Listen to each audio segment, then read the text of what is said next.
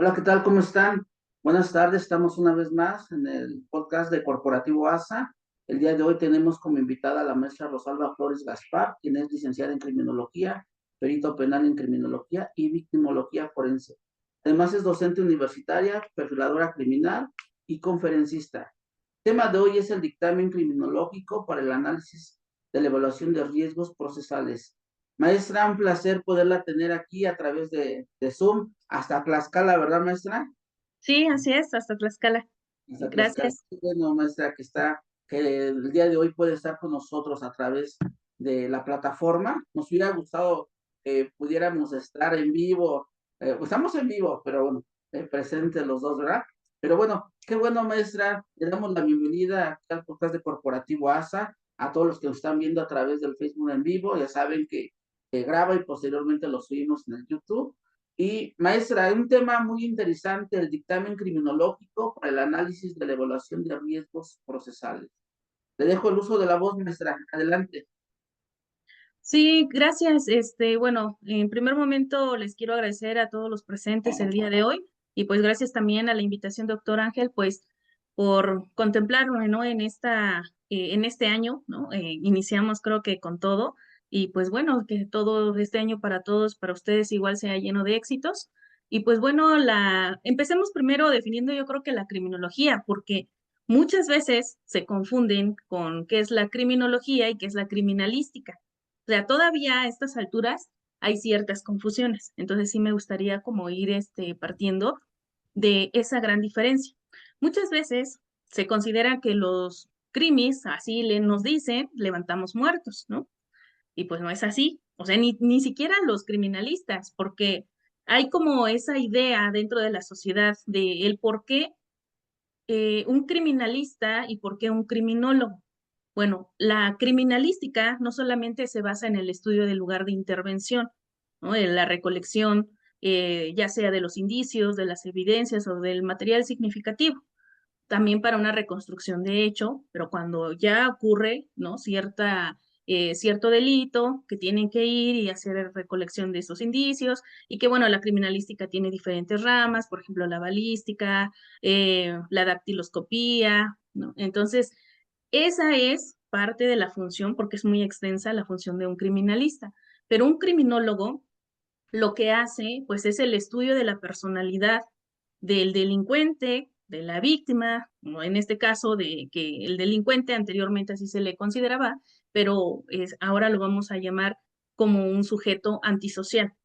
Entonces, para aquellos que nos llegan a confundir, ¿no? El criminólogo hace estas intervenciones no solamente también con la víctima, con el victimario, sino también hace una reconstrucción de hechos, pero en base a los factores que intervienen para la comisión de este delito. Pueden ser desde conductas asociales, estas conductas antisociales que muchas veces se llegan a confundir en las escuelas, de un sujeto que, digamos que está aislado, el que se sentaba hasta atrás en la esquinita del salón, decían, es que ya eres un antisocial, o todavía lo siguen usando. En el de, vámonos de fiesta, mira, vamos aquí, vamos allá, y dicen, no, pues no quiero salir. Entonces a veces se le dice, pues es que eres bien antisocial. No, es una persona social, una persona que se aísla de la sociedad, pero no va a transgredir ni va a agredir a la sociedad ni a las normas jurídicas. Y el antisocial sí va a ser el sujeto que va a cometer ciertas conductas que van en contra de la sociedad, el bien común para ellos, ¿no? Pero es de manera individualista.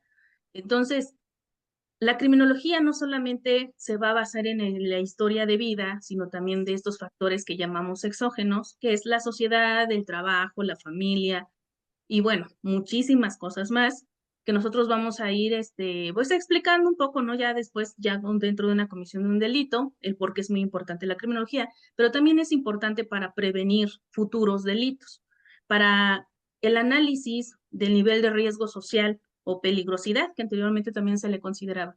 Entonces es una parte fundamental de qué hace la criminología y la criminalística. Entonces, ahora sí yo creo que vamos a partir desde la criminología, a ver si ya les quedó un poco más claro, ¿no? A el público en general. Y pues bueno, también a los que nos están sintonizando el día de hoy, pues que no, a lo mejor no tienen como esta idea, ¿no? De qué son las áreas o las ciencias forenses y periciales, y pues bueno, vamos a ir explicándolo de esta manera para que también pueda ser entendible. Gracias, maestra. Muy bien. Fíjese que efectivamente lo que usted nos acaba de explicar, muchas ocasiones hay esa confusión. Me tocó dar a mí mediación en la universidad, pero en el área de la licenciatura en criminología. Y precisamente es muy diferente a la criminalística. Yo soy perito en criminalística y lo que usted decía, ¿no? Yo me especializo más en documentos cuestionados, lo que es la grafoscopía, documentoscopía, dactiloscopía. Me gusta más que balística, que medicina forense. Entonces, usted acaba de decir precisamente, hay algo que a veces como abogados llegamos a confundir cuando no conocemos que la criminología es muy diferente a la criminalística. Ambas van a servir a nosotros como abogados en el mundo de la litigada o hablando, postulando, nos va a ayudar mucho, ¿sí? Pero qué bueno que nos hace esa aclaración, maestra, sobre la criminología, ¿verdad? Y ahora sí, maestra, también, bueno, la criminología también nos abarca lo que viene siendo psicología y abarca lo que es derecho, ¿verdad, maestra? Sí, de hecho, somos una ciencia multidisciplinaria, interdisciplinaria y transdisciplinaria. Somos una de las ciencias tan completas en este ámbito. Hay que dejar un poco claro, otra situación, porque muchas veces luego me preguntan, pero ¿por qué si yo estudié criminología, por qué no sé a veces lo que usted dice, ¿no? O lo que usted comparte? Bueno, yo soy criminóloga 100% pura. Hay personas que estudian la criminalística y la criminología, ¿no? Que son parte de dos carreras, que es, ahorita está de moda, ¿no? Como ciencias forenses y periciales con terminación en, ya sea criminología, criminalística, o ejercen las dos, pero pues, se especializan en algún tipo de área, ¿no? Entonces, ¿qué pasa cuando nosotros somos multidisciplinarios e interdisciplinarios?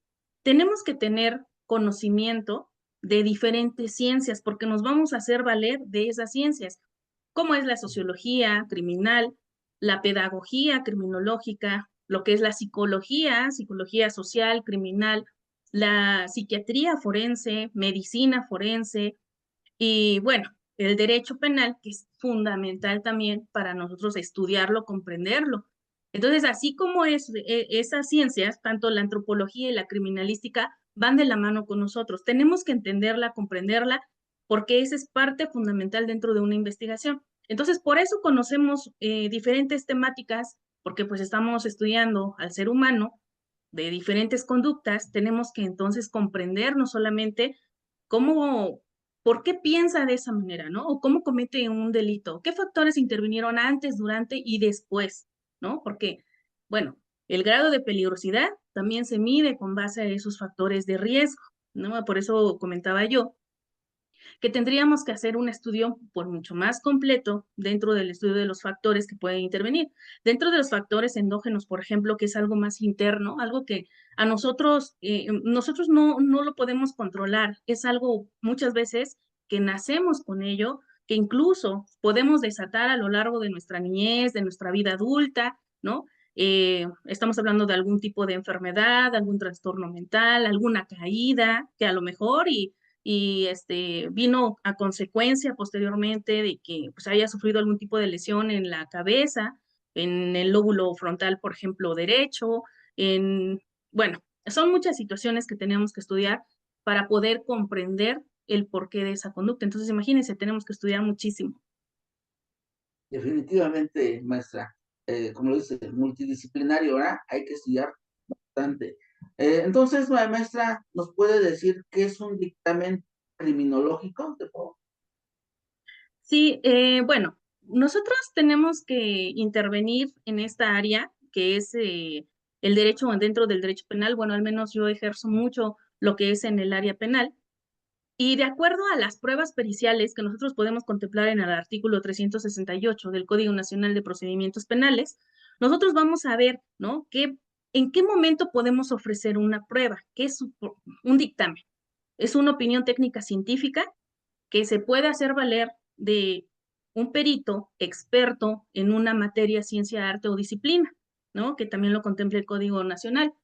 Entonces, cuando nosotros hablamos de un dictamen en criminología, entonces va a ser una opinión técnica científica basada obviamente en metodología científica va a estar sustentado, comprobado, y pues bueno, eso nos va a ayudar a realizar una opinión de acuerdo a un hecho, a un caso, ya sea igual en lo familiar, porque no solamente en lo penal. Y entonces desde ahí vamos a partir desde esta opinión como en el área de criminología. Hay muchos dictámenes en criminalística, en hechos de tránsito terrestre, en balística, ¿no? Que son opinión técnica científica de un experto en un área. Muy bien, maestra. Gracias. Y usted, por ejemplo, que está en el ámbito de la práctica, ¿qué tan importante es en el ámbito jurídico un dictamen que usted elabora en la etapa procesal, como usted lo dijo? Tiene que ir sobre los datos de prueba, ¿verdad? Los datos de prueba. Normalmente el dictamen muchas de las ocasiones ya lo piden en la etapa de la investigación complementaria, ¿verdad? Maestra, ¿o se lo han pedido también desde la etapa de investigación inicial? ¿O en qué casos es donde más se lo piden? ¿En la investigación inicial, complementaria, en la etapa intermedia, para efecto de que la ofrezcan en la acusación, o en su defecto ya sea etapa de juicio? Sí, fíjese que dentro de la práctica, me lo han solicitado en los dos, pero yo creo que más en la complementaria. Esto a veces lo pueden solicitar, lo pueden ingresar como dato o medio de prueba.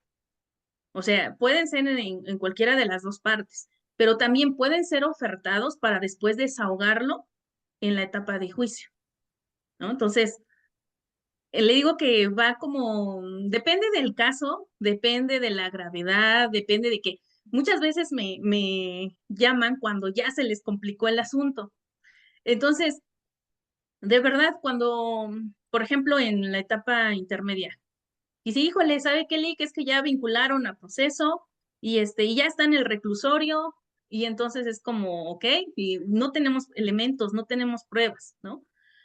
No tenemos cómo vamos a ayudar, ¿no? A esta parte para que a lo mejor le hagan la revisión de medidas cautelares o para ver, ¿no? El grado de riesgo social que hay o que no lo haya cometido, porque también no solamente es el dictamen en criminología para las perfilaciones criminales, sino también para ver estos rasgos componentes de personalidad criminal y si es que existen, por ejemplo, qué grado de riesgo social podría haber o en un dado caso también he realizado ahí algunos informes de investigación, pero ¿por qué en la etapa intermedia lo solicitan, por ejemplo, los abogados? Esto lo hago siempre de manera particular, porque como bien les mencioné, ya es cuando ya se agravó el asunto y se llega, híjole, no tenemos elementos y ahora qué, bueno, ya me llaman y ya yo en ese momento, porque ha pasado que de cero pruebas, o sea, ceros elementos que podemos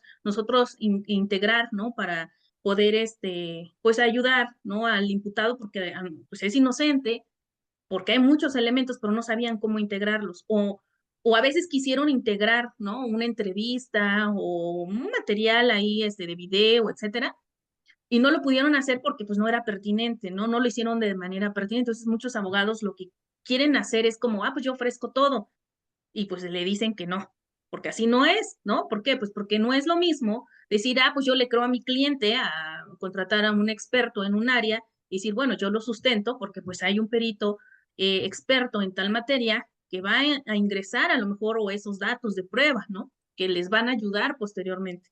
Entonces, en la etapa de juicio, por ejemplo, también me han desahogado. Han pasado tanto tiempo y pues ya es como el as bajo la manga, porque es lo que luego me dicen los abogados. Bueno, ya lo llamamos el as bajo la manga. Y es cuando se hace el desahogo de la pericial igual en criminología en la etapa de juicio y nos ha ayudado muchísimo. En la etapa inicial, que eso es lo importante, incluso apenas platicaba igual con un abogado que tuvimos un caso apenas en Monterrey, en donde él decía, bueno, pero si la pericial se puede integrar en la etapa inicial, porque es en la etapa de investigación, ¿por qué no se hace? Y le digo, exactamente, ¿por qué?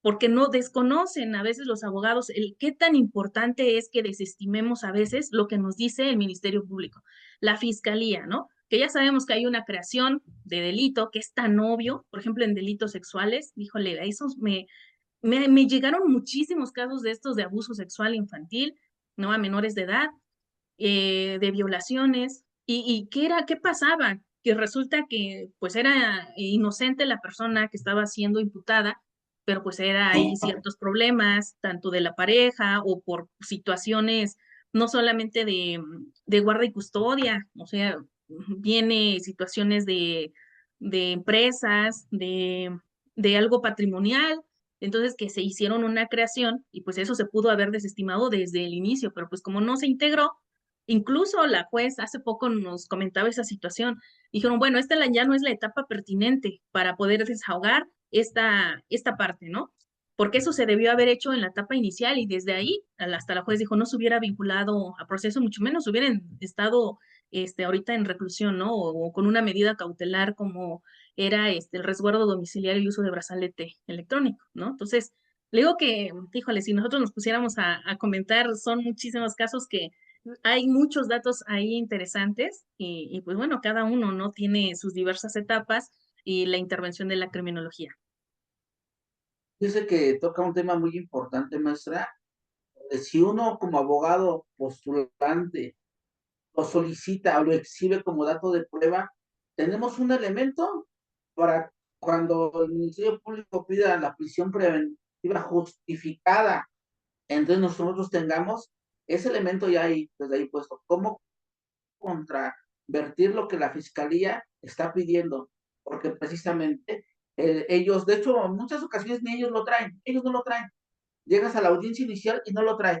Y ya es cuando se fija la prisión preventiva justificada en su defecto, es cuando ya el juez le pide al Ministerio Público que entonces gire el oficio para que el área de peritos realicen precisamente este dictamen de riesgo, ¿verdad? Entonces es muy importante y qué bueno que nos lo está diciendo, ¿no? Y esto realmente es lo que todo un auditorio, pues lo que quiere saber, ¿no?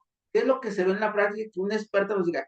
Lo mejor y el momento idóneo es desde la etapa de investigación inicial. Muy bien, maestra. Maestra, ¿y cuáles son las etapas claves para que usted dé ese dictamen? ¿O cuál es el procedimiento para llevarlo? Ok, bueno, ¿Qué es lo que usted utiliza para... sí, por ejemplo, bueno, depende de cada delito, ¿no? Depende de la etapa también. Es como, yo tengo que hacer actos de investigación y ha pasado que por ejemplo, ya cuando se desahoga la pericial, el Ministerio Público, porque también, híjole, el meter un dictamen en criminología, ellos agarran el dictamen y lo voltean de un lado a otro y vienen bien molestos, ¿no? Me he topado con estos ministerios públicos que están tan molestos porque no saben por dónde iniciar. Por ejemplo, el dictamen que apenas se desahogó en Monterrey tenía aproximadamente, ¿cuántas eran? Como, no sé, 280 hojas, por ejemplo, ¿no? Un dictamen que dice, híjole, ¿cómo le hago si a veces hay dictámenes de 3, 4 hojitas? E incluso decía un ministerio público, este dictamen que consta de 80 hojas, o sea, ¿cómo le hago? No me da tiempo para poder estudiarlo, ¿no? Aunque hayan tenido una semana, porque es el desconocimiento de la ciencia. ¿Cómo hacemos para poder integrar? Bueno, para empezar, se debe de hacer una solicitud. Así como los abogados solicitan a un perito en psicología, pues tienen que pedir un perito en criminología. ¿Con qué finalidad? Por eso le digo, depende del caso, del asunto. Por ejemplo, si hablamos de delito de abuso sexual a menor de edad, bueno, pues para que se haga la investigación, ¿no? De la relación que hay, a lo mejor entre víctima, victimario, para hacer una reconstrucción de hechos, para hacer, por ejemplo, un análisis de la conducta, ¿no? Por ejemplo, de qué rasgos de personalidad tiene. Si tiene rasgos componentes de una personalidad criminal, si tiene un nivel de riesgo social y o peligrosidad, que eso también nos ayuda para la evaluación de riesgos procesales. Y entonces, a partir de ahí, ellos tienen, o bueno, los abogados tienen que hacer esta solicitud ante, pues, el juez, ¿no? Eh, Hay veces que el Ministerio Público, porque me ha tocado, también depende de cada estado, porque híjole, cada estado, a pesar de que tenemos un Código Nacional de Procedimientos Penales, pues a veces se rigen por lo que ellos indican, ¿no? Entonces, en una ocasión, se solicitó, por ejemplo, en la entrada al reclusorio, a que se le pidiera el permiso al Ministerio Público, y el Ministerio Público ni siquiera pues, nos quería dar ingreso, ¿no? Decía que, pues no, se debe de pedir con el director del Centro de Reinserción Social. Y hay otros que no, que dicen que con el juez de control. Entonces, cuando uno va con el juez y le hace la solicitud, obviamente, entonces es ahí donde pues ya no tiene que ir al Ministerio Público, porque el Ministerio Público muchas veces va a decir, no, pues yo no quiero que se haga, ¿no? Pues porque no le conviene. Entonces, cuando se hace esta parte, pues obviamente se tiene que girar un oficio, tenemos que ir por hacer la toma de protesta, ¿no? Hay algunos que no solicitan la toma de protesta, o sea, simplemente con que se haga un escrito y que nosotros integremos lo que es nuestra cédula profesional, nuestro título, ya con eso pues tenemos parte a que nos den autorización para tener acceso a la carpeta de investigación, eso es fundamental. ¿Por qué tengo que tener acceso a la carpeta de investigación? Porque ahí voy a hacer un análisis minucioso de todo. Y de verdad, cuando digo todo, es de pies a cabeza. Ahí es donde desestimo lo que son periciales en psicología, si hay de psiquiatría, si hay de medicina, si hay del de criminalística. Depende del delito, ¿no? Depende de los dictámenes que obren ahí en la carpeta de investigación, porque analizo todas las metodologías, las conclusiones. Por eso le decía que tenemos que saber de las ciencias porque somos multidisciplinarios e interdisciplinarios y tenemos que comprender el lenguaje técnico que ellos también utilizan. A partir de ahí vemos que hay varias inconsistencias. Por ejemplo, el análisis de la credibilidad del testimonio, por ejemplo, en el área de psicología, muchas veces no tienen baterías, ¿no? Es como a su fiel entender, ¿no? Entonces, ¿cómo llega a esa conclusión? Al menos yo les doy elementos a los abogados de decirle, mire, ¿cómo puede echar abajo este dictamen? Es porque carece de esto, ¿no? Y este dictamen también, y este dictamen llega a una conclusión, pregúntele sobre esta conclusión. Incluso ahí, a veces también doy unos talleres para poder hacer un análisis igual más minucioso sobre delitos sexuales, pero pues ya estamos hablando de violación. ¿Qué características tiene que tener la víctima para que diga que sí es violación? Si hay el de genética, el de química, todo ello, ¿no? Y se hace una recopilación de eso, con base a una metodología. Obviamente, por eso le digo, depende del delito, es como yo veo la metodología pertinente para poder desarrollar todo lo que son mis métodos y mis técnicas, mis herramientas, para poder dar una conclusión. Pero esas son las bases fundamentales, ¿no? Del ponernos de acuerdo con los abogados y decirle, bueno, ¿sabe qué? Usted me tiene primero que a mí nombrar como perito para poder intervenir en este caso y estos son los puntos que usted va a solicitar. Una vez teniendo esos puntos, una vez ya dándome a mí pauta para decir, ahora sí ya puede empezar, entonces ya es ahí como yo hago este tipo de actos de investigación. ¿Por qué algunos ahí van para los que ahorita se están preguntando, pero pues es que solamente los policías pueden hacer actos de investigación? No, ahí en el artículo 251, igual del Código Nacional de Procedimientos Penales, habla referente a actuaciones dentro de una investigación que no requieren la orden de un juez, ¿no? Y dentro de ello, pues estamos hablando de actas de entrevista y pues bueno, se pueden desestimar, ¿no? Muchas situaciones ahí, por ejemplo, el ir al lugar, una vez me tocó de un delito de secuestro, en donde resulta que la policía de investigación ponía una geolocalización del lugar del inmueble donde supuestamente tenían a la víctima. Cuando hacemos un acto de investigación, que eso es un informe de investigación, resulta que voy al lugar y pues era un terreno baldío, o sea, no había nada, ¿no? Entonces, a partir de ahí, lo integramos y decimos, oye, pues ¿por qué no hay una casa como tú lo mencionas? Entonces es como ir en contra de lo que la fiscalía nos está diciendo. Hubo otra situación en otro delito, por ejemplo, de transporte de metanfetaminas y arma de fuego, uso exclusivo del ejército, que también transportaba ahí, una ambulancia. Lo que hacen es de la fiscalía, ¿no? Los agentes de investigadores, los policías, mencionaban cómo habían agarrado aquí a las personas que estaban imputadas y resulta que, pues bueno, había un video que se rescata haciendo los actos de investigación, que se había compartido de manera pública en redes sociales entonces se extrae esa información. Muchos dirán, pero ¿cómo? Ah, pues este uso público, o sea, no necesito que me den una autorización para extraerlo porque pues lo comparte de manera pública y lo que es público pues lo podemos agarrar, ¿no?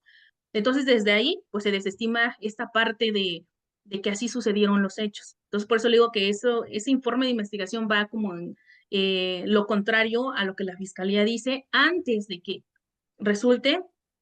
Por eso le digo, antes de en la etapa de investigación, antes de que se le impute el delito, antes de que se le dé una medida cautelar o incluso hasta la etapa de juicio. Entonces, sí me ha tocado esa situación. Entonces, sí tenemos pasos a seguir de esta manera para poder intervenir en el área de criminología, para poder hacer este tipo de dictámenes. Dice que a veces, como comentaba, a veces el policía dice, ¿por qué tú vas a realizar investigaciones, no? Como perito, y realmente es parte de la teoría de investigación, que es la tripartita de investigación, que es el agente del Ministerio Público, servicios policiales y el policía de investigación, ¿no? Pero a veces, desafortunadamente, tenemos que muchos policías no están capacitados y creen que ellos nada más son los que pueden realizar la investigación. Y a veces todo eso que viene de que nos ha tocado a nosotros como peritos en criminalística, cuando vamos a realizar algún documento o algo, nos toca, a lo mejor, ¿sabes qué? En fotografía forense. Pues hay que ir a hacer el levantamiento fotográfico, ¿no? Y de repente, pues, ¿tú quién eres? Bueno, pues soy perito, ¿no? Que tengo mi credencial que me acredita como perito en fotografía forense, ¿no? Soy perito en criminalística y una de las áreas es esta. Ya usted dice, no, bueno, que ya estoy nombrado, ¿no? Entonces, a veces, muchas ocasiones, lo desconoce el policía de investigación, ¿sí? Y no quieren que uno haga su trabajo. ¿Por qué? Porque no les gusta que uno les revise que están haciendo las cosas mal. Es algo que pasa realmente, ¿no? Usted lo decía muy acertadamente. A veces al Ministerio Público no le va a convenir. ¿Por qué? Porque dice, yo voy a pedir la prisión preventiva justificada. Te hablamos de un delito que no está contemplado en el 19 constitucional, ¿no? Que ahorita ya se amplió el catálogo del 19 constitucional. Pero si no, y además sabemos, ¿no? Que incumple con el principio de convencionalidad, ¿no? Ahorita esta reforma que hubo. Pero bueno, entonces si el Ministerio Público la hace, va a solicitar la prisión preventiva justificada, y si nosotros como abogados iniciamos y solicitamos este dato de prueba del peritaje criminológico que se le pidiera a usted, nos va a dar un arma bastante para que nosotros pudiéramos ahí manifestarle al órgano jurisdiccional, en este caso al unitario, al juez, y le sabes qué, no, aquí hay una evaluación de riesgos que efectivamente dice que la persona que represento está baja, ¿no? El riesgo, ¿no? Nos ha tocado baja, a veces media, a veces alta, ¿no? Que son las tres que se manejan, que hemos visto nosotros en nuestros dictámenes. No sé cómo lo manejen ustedes, maestra, pero es muy importante, ¿no? Esto que usted nos está platicando ahorita. Y qué bueno que nos hace mención también de que usted da talleres, ¿no? Talleres y todo para que también toda la comunidad que nos está escuchando y que nos está viendo a través de Facebook y los que nos van a ver en YouTube también sepan. Y usted ahorita al último nos va a dejar sus datos, maestra, para que también la contacten y todo. Y he visto en las redes que usted, que ahorita nos dice Monterrey, ¿no? A veces creo que nos manda otros al Estado de México, la Ciudad de México. Y decía algo también muy acertado. A pesar de que tenemos una ley adjetiva, cada juez tiene su propio criterio.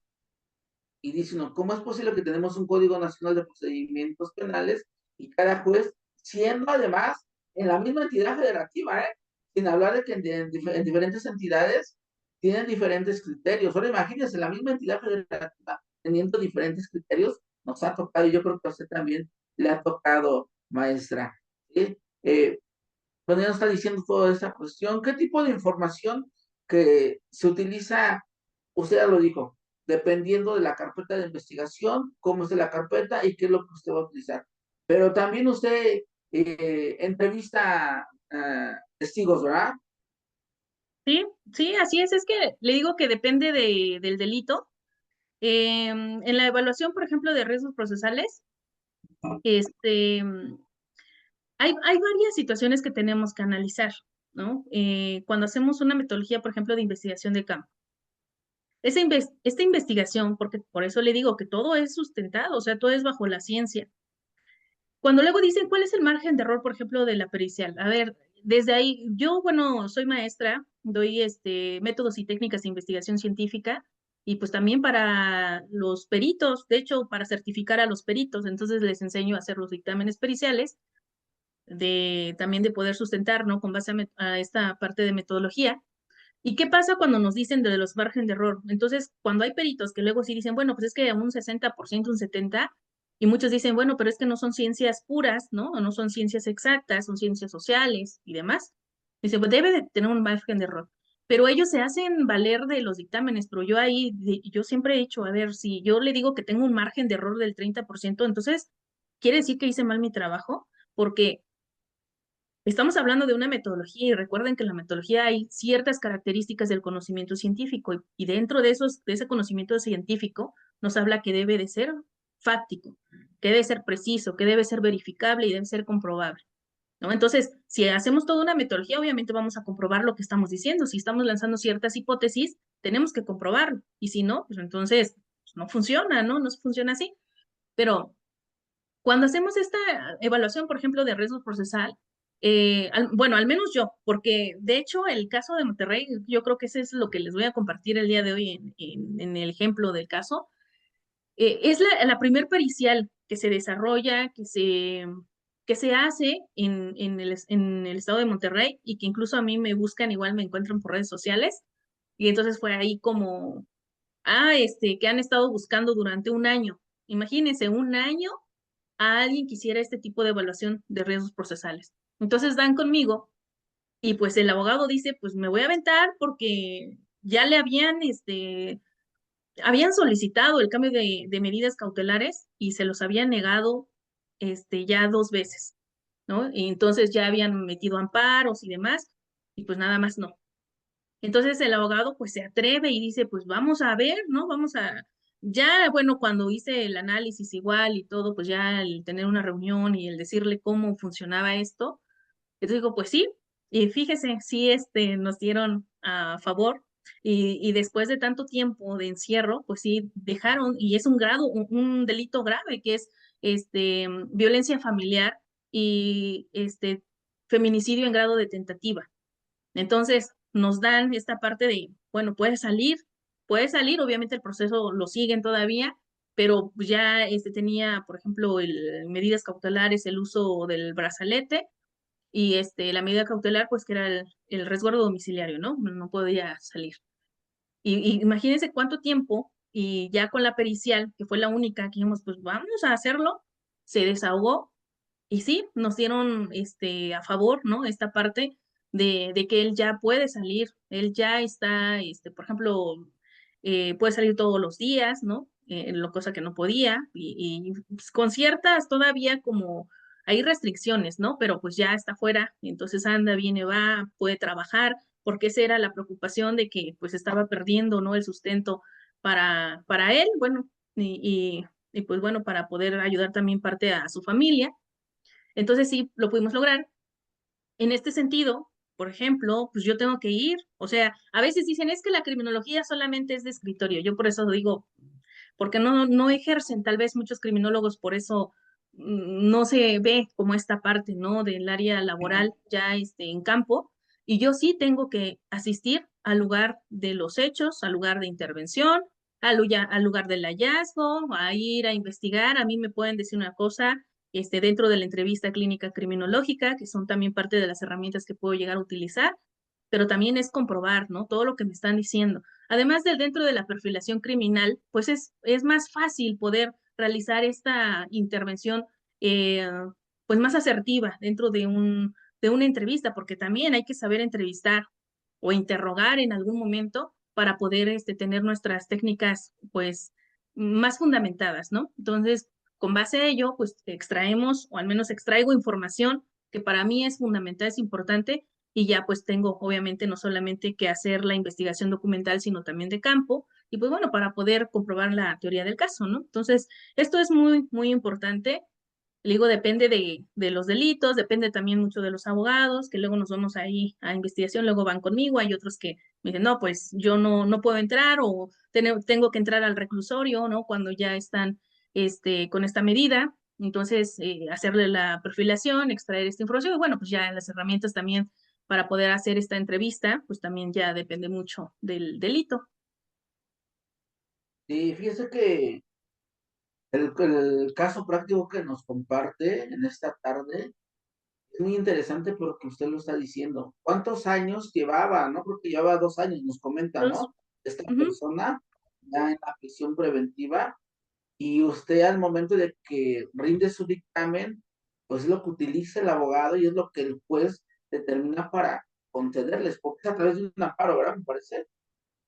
Ya fue en el juicio, ¿verdad? Porque pues, en el amparo, se metieron en el amparo, dice que llegan al amparo y nada, entonces le ofrecen a usted pericial y entonces ya es como el juez el juez de control, ya sería el juez de juicio, ¿no? Estaba en Pues juicio. no estaba en juicio, todavía no llega a juicio.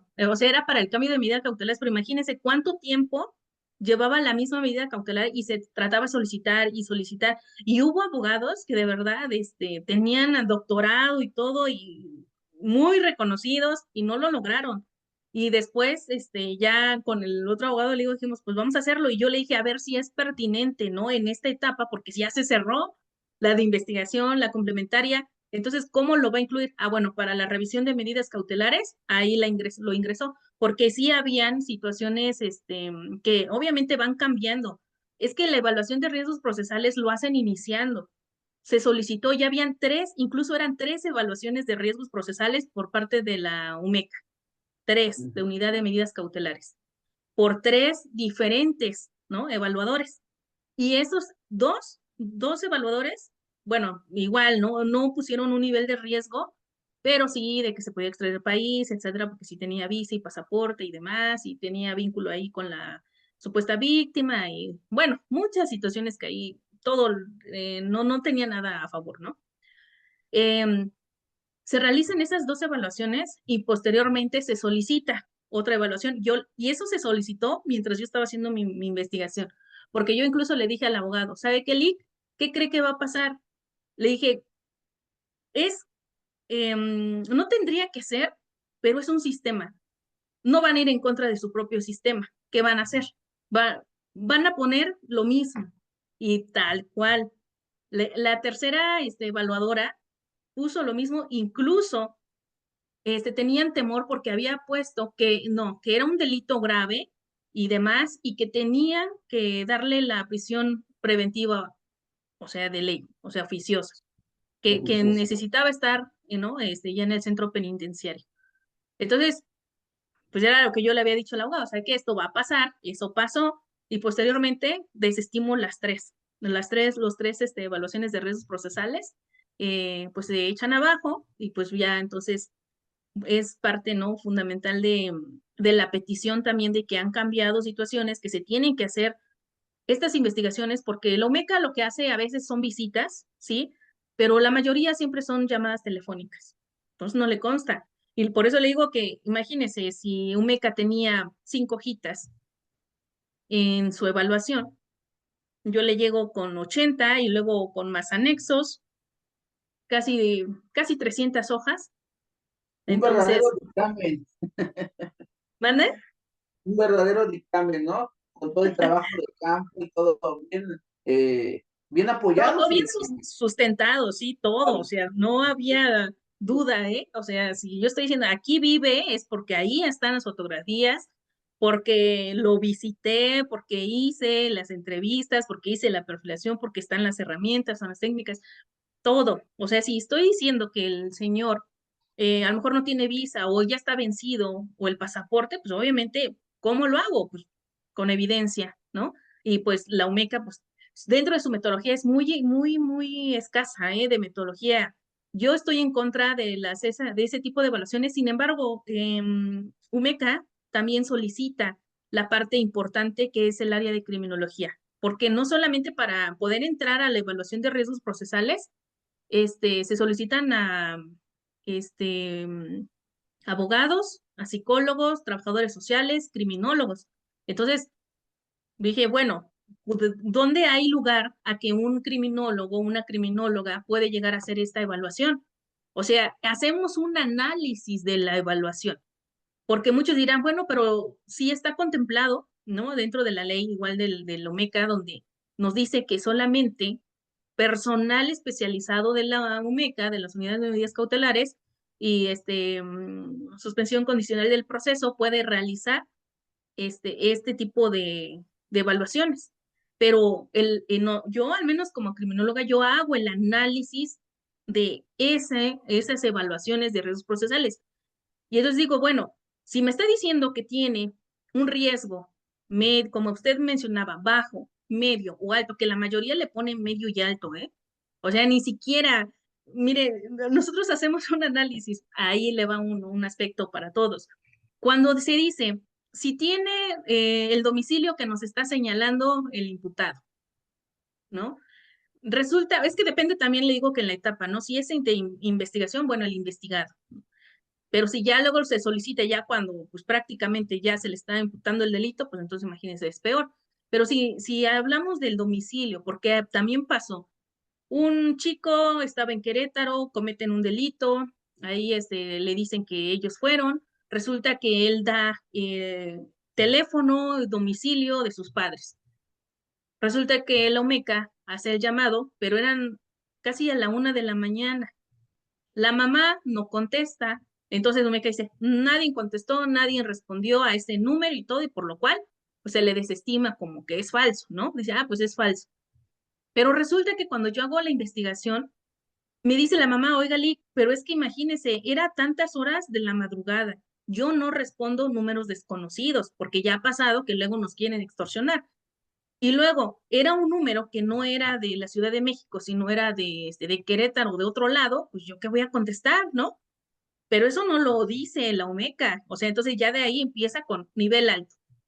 Entonces, hablamos de el por qué, el que se tiene que hacer una investigación y nosotros tenemos que fundamentar. Entonces, como eso no lo sabe el juez o la jueza, y cuando uno se presenta y le explica el por qué no contestaron, el por qué a lo mejor en el trabajo tampoco, o el por qué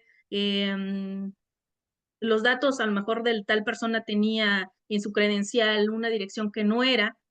O sea, cuando se le explican estos elementos, es como ahí queda la duda, ¿no? Y recuerde que cada duda, la duda razonable, ¿no? Entonces, eso es la importancia de realizar este tipo de periciales. Muy bien, maestra. Maestra, ¿cuáles son los desafíos más comunes que enfrenta al elaborar usted los dictámenes? En primer momento, que se desconoce de la ciencia. Nos falta todavía mucho a los criminólogos y pues ahí va un llamado, ¿no?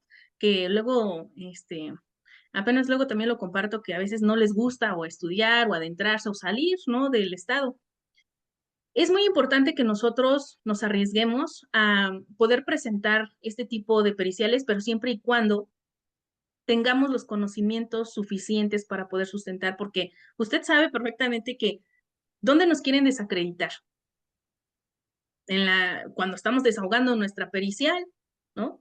Entonces, si ahí podemos tener nosotros un dictamen, muy bien, pero si nosotros nos damos una ahí o en una etapa de juicio, tenemos pánico escénico y demás, pues imagínense, yo creo que uno de los grandes desafíos es que la mayoría desconoce la ciencia criminológica o duda a veces de las capacidades que puede llegar a tener uno dentro de esta área, porque las considera como nueva, como algo, dice, es que es una ciencia nueva, no tiene metodología, no, la desconoce que es totalmente diferente. Que yo he desahogado muchísimas periciales, que he realizado muchas periciales en diferentes delitos y todo depende también de cómo uno esté como equipo, porque somos un equipo los abogados y los peritos, que los abogados no siempre se quieran ir por el yo lo puedo todo solo, porque es un error. Hay periciales que se necesitan porque lo que van a ofertarse necesitan fundamentos, ¿no? ¿Cómo podemos, por ejemplo, hubo un abogado que quiso incorporar un video, el que les decía yo, el de este caso de la ambulancia, ¿no? Pero lo quería hacer a través del mismo imputado. Pero resulta que le dicen, ay, ¿usted cómo se enteró? Es que mi hermana me dijo que ese video estaba, a ver, no, no, así no es. O sea, para ello tenemos que tener ciertas estrategias, ¿no? Y dentro de esto nos ayuda mucho las periciales en criminología, porque como son multidisciplinarios e interdisciplinarios, entienden y la teoría del caso que cada abogado tenga, pues se robustece, pero con base a lo científico, con base a ese sustento, algo objetivo, porque no podemos ofertar ciertos datos o medios de prueba, porque pues a lo mejor y no nos los van a aceptar porque incluso se les dice que es impertinente, o sea, no son las bases, ¿no? Para poder ingresarlo. Pero ¿cómo lo ingresan? Por medio de estas periciales. Me ha tocado también que a veces no siempre yo hago los dictámenes periciales, sino también dentro de las asesorías que yo puedo dar jurídicas, es decir, usted me dice una carpeta de investigación cuál tiene y yo lo reviso y le digo qué periciales son pertinentes, porque a veces quieren meter periciales que no van al caso. En un delito, por ejemplo, de violación.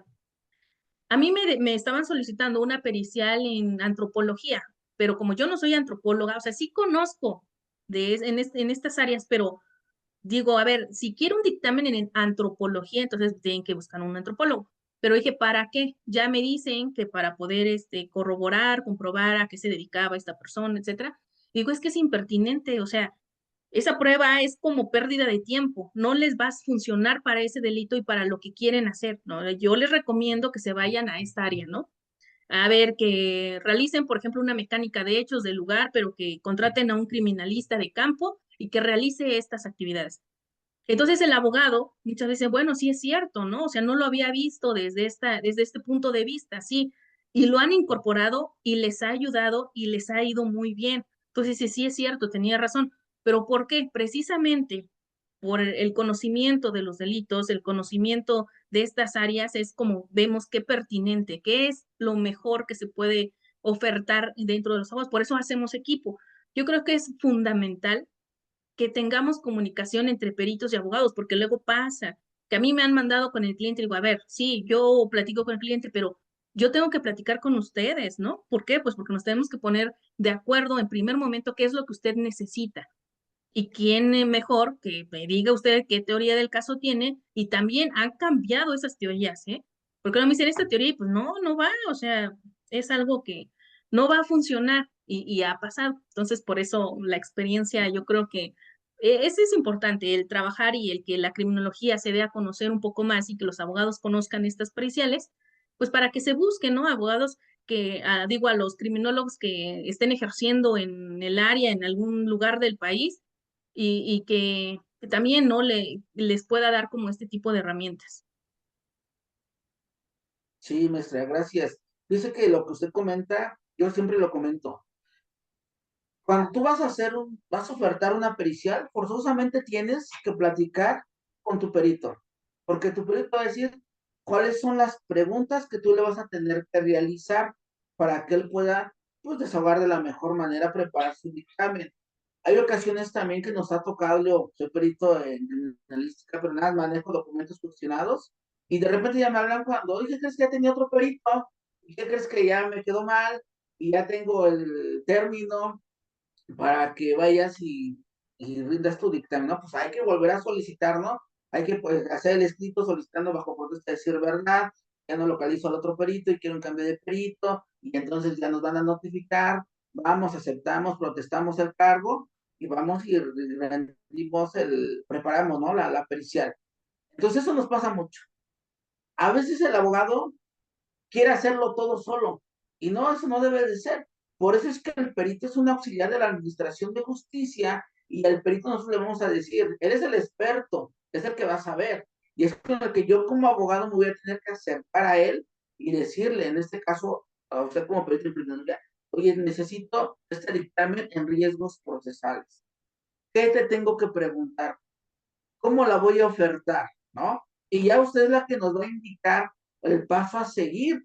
Y de esa Sí, manera, este dictamen es lo que pasó ahí en Monterrey, lo que usted nos dice. Afortunadamente se los dieron, trabajó en conjunto con el abogado, salió bien el dictamen. ¿Y cuál es un final feliz? Tanto a mí como abogado, yo le puedo asegurar que el abogado de que usted le hizo el dictamen se fue contentísimo y quedó súper bien con la familia y aparte allá en Monterrey, en el poblado. No que pareciera que no, pero como que en provincia en la comunidad donde uno viva, rápido se hace famoso, ¿no? Y todo.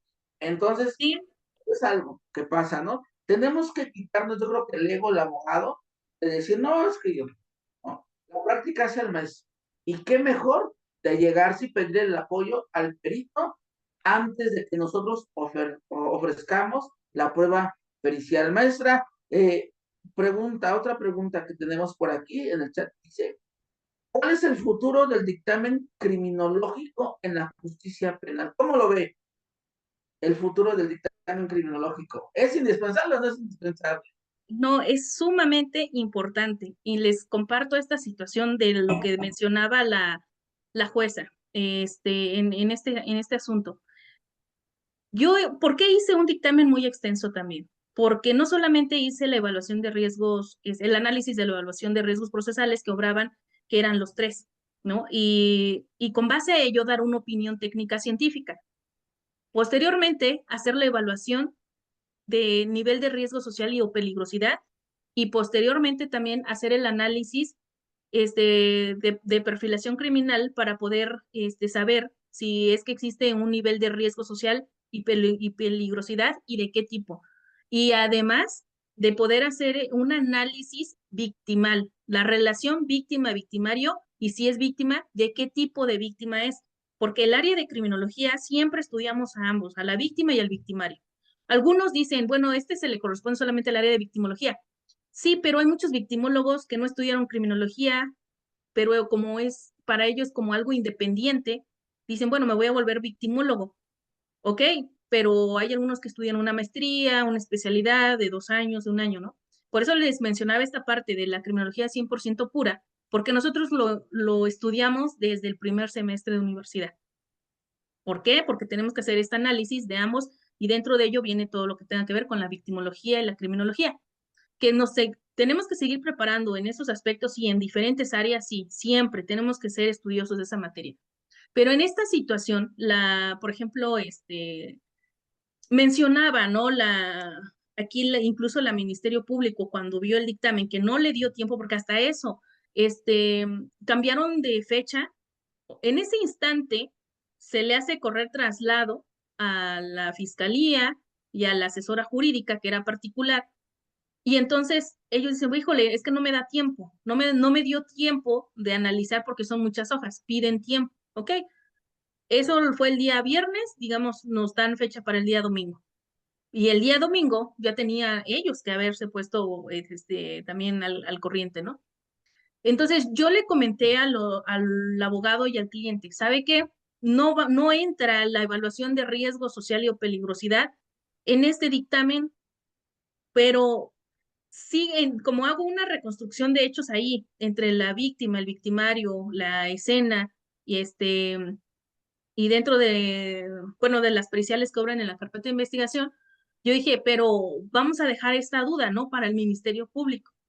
Entonces, al momento de hacer esta evaluación, este análisis, no solamente dije eso, o sea, dentro de la evaluación, que pues sí tiene un arraigo domiciliario, que tiene un trabajo desde hace 15 años, que no tiene esta parte de sustraerse de la acción penal ni el riesgo de la víctima. ¿Por qué? Pues porque ya no existía un vínculo, a lo mejor matrimonial o laboral, o que ya no tienen hijos en común, no se tienen por qué estar viendo, etcétera, ¿no? Son muchos elementos ahí para poder desestimar que exista un grado de, a lo mejor, de riesgo, ¿no? Hacia la víctima o que obstaculice la investigación, ¿no? Entonces, también pusimos en duda esta parte de la credibilidad de lo que la señora mencionaba, porque hay varios elementos que también los compartí en ese momento del dictamen en criminalística, en genética, en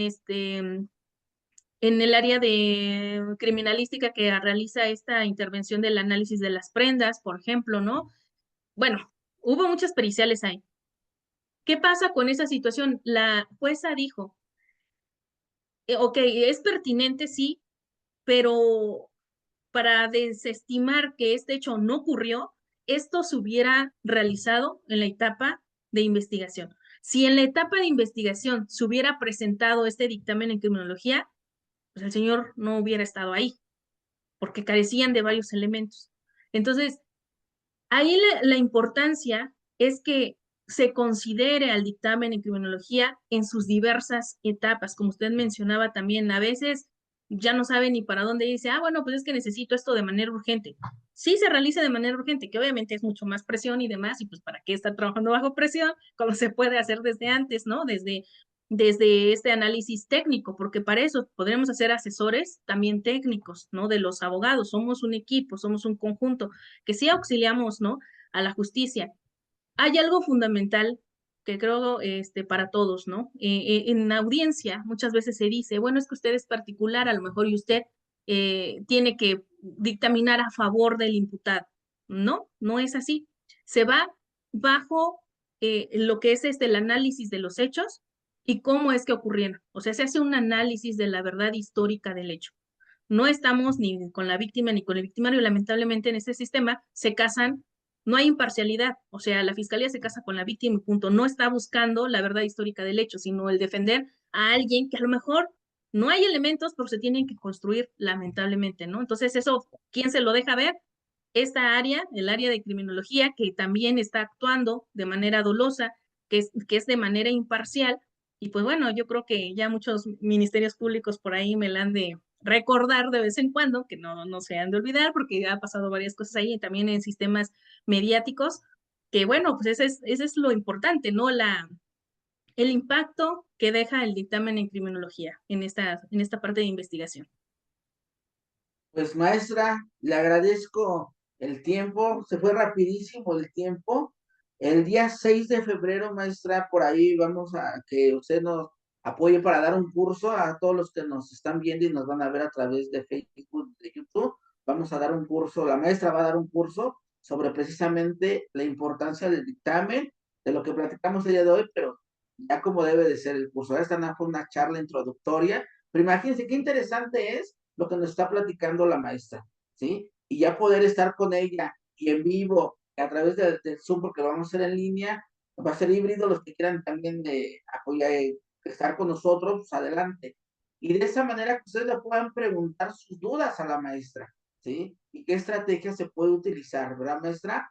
Claro que sí, Entonces, con adelante, gusto. maestra, adelante, adelante, No, adelante, sí, maestra. claro que sí, o sea, invitados totalmente a todos y si hay alguien que tiene ahí un asunto como que se le está complicando, pues igual compartirlo y con gusto también damos ese tipo de intervención, ¿no? Y va a ver cómo se le van a aclarar las dudas de, eso sí, se los aseguro. Si puede dar de una vez su número telefónico y sus redes sociales para que la sigan y como esto se va a transmitir, quede grabado de una vez, maestra. Sí, claro que sí, me pueden localizar en redes sociales, en Facebook como Rosalba Flores y este número en WhatsApp, por el número personal, perdón, 246-47-622-36. Entonces les vuelvo a repetir, 246-47-622-36. Con gusto, también me dicen que estuvieron aquí igual con NASA asociados y también con gusto les damos pues esta atención personalizada. Gracias, maestra. Pues le agradecemos, maestra, le agradecemos a todos los que estuvieron conectados. En breve vamos a estar subiendo la publicación del curso que nos va a hacer favor de dar, maestra, aquí con nosotros en Corporativo ASA. Le deseamos lo mejor, más éxitos, maestra, y que siga apoyando a todo el ámbito jurídico. Sí, le agradecemos Muchas que gracias. tenga buenas tardes. Buenas tardes a todos que están en Facebook. Sí, Muchas gracias. siempre. Excelente tarde. Gracias.